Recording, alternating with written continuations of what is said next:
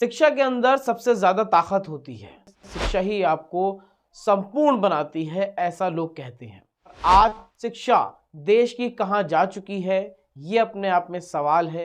एक बड़ा आंदोलन देश के एक राज्य में चल रहा है, BPSC, Bihar public services commission.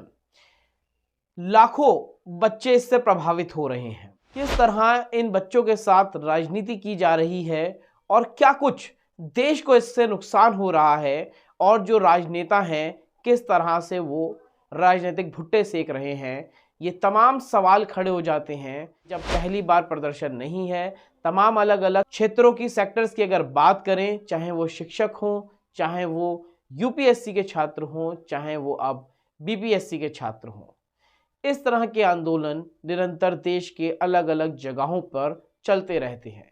लेकिन इससे फर्क क्या पड़ता है, ये अपने आप में सवाल है। किस तरह धार को धीमा किया जाता है या फिर जो धारा है उसको मोड़ दिया जाता है, ये अपने आप में चिंता का विषय है।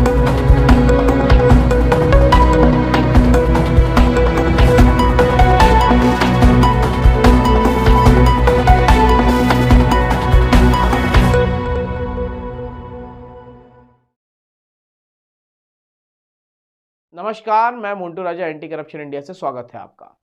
तमाम लोग आप जानते होंगे, नेशनल मीडिया या कहे जाए या गोदी मीडिया, इस खबर को कितना बड़ा मुद्दा बनाया है वो तो नहीं जानते। लेकिन जो तमाम बीते कुछ दिनों से चल रहा है, बिहार में लाखों बच्चे सड़कों पे हैं। इस कड़कड़ाती ठंड के अंदर बच्चे ठंडे पानी की भी मार झेल रहे हैं और लाठियां भी खा रहे हैं। तकरीबन 3 लाख से ज्यादा संख्या है इन विद्यार्थियों की जो इस परीक्षा में हुई धांधली से प्रभावित हो रहे हैं। हालांकि बिहार के चीफ मिनिस्टर नीतीश कुमार अब बीजेपी को सपोर्ट दिया है तो जाके वो सीएम बन पाए हैं। नीतीश कुमार खुद एक छात्रीय नेता रहे हैं, उसके बावजूद इस तरह जो छात्र हैं उन पे लाठी और पानी बरसाना कितना जायज़ है, ये अपने आप में सवाल है। देश के अलग अलग सेक्टर्स की अगर बात कर लें, चाहे वो डॉक्टर्स हों, नीट की अगर बात कर लें, चाहे वो शिक्षक हो, लखनऊ में आपने देखा होगा और तमाम जगहों पे, चाहे वो आशा वर्कर हो, तमाम जो लोग हैं वो कहीं ना कहीं परेशान। और ख़ास तौर पे अगर बात की जाए छात्र, वो परेशान हैं पेपर लीक मामले को लेके। आखिर पेपर लीक मामला जो है वो नया नहीं है, इसके लिए कानून भी बनाने की बात की जाती है, कमेटी का गठन होता है। आखिर ये कौन से पेपर लीक माफिया हैं, जिनको किन लोगों का संरक्षण प्राप्त है कि धड़ल्ले से वो छात्रों के भविष्य के साथ खेल रहे हैं।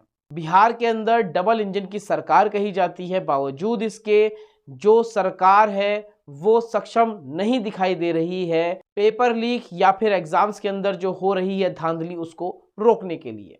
कुछ बड़े लोगों की साठगांठ अगर ना हो तो इस तरह की घटनाएं ना हो पाए, लेकिन भ्रष्टाचार का एक बहुत बड़ा मॉड्यूल तैयार किया जाता है जिसके इन्फ्लुएंस में तमाम लोग बह जाते हैं।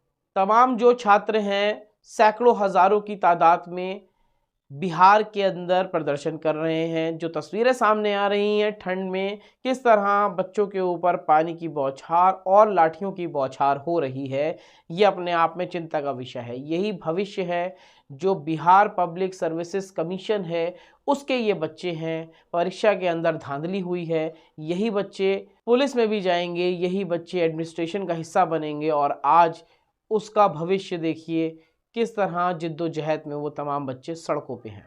बिहार में ही जो विपक्ष है, तेजस्वी यादव ने साफ तौर पे गंभीर आरोप लगाए हैं। तेजस्वी यादव ने कहा है कि इस आंदोलन को कमजोर करने के लिए सरकार, यानी कहा उन्होंने कि बीजेपी की ही बी टीम ने इस आंदोलन को कमजोर किया है।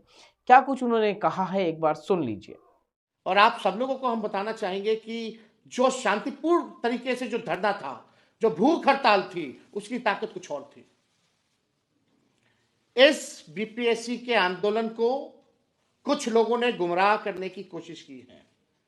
हम भी चाहते तो आप लोगों को बोलते आओ गांधी मैदान, अपने एक कॉल पे 5 लाख लोगों को हम बुला देते, लेकिन उसका हल नहीं निकलना था। जो भूख हड़ताल और शांतिपूर्ण ढंग से जो हड़ताल हो रही थी, उससे बीपीएससी भी कांप रहा था और सरकार भी हिली हुई थी।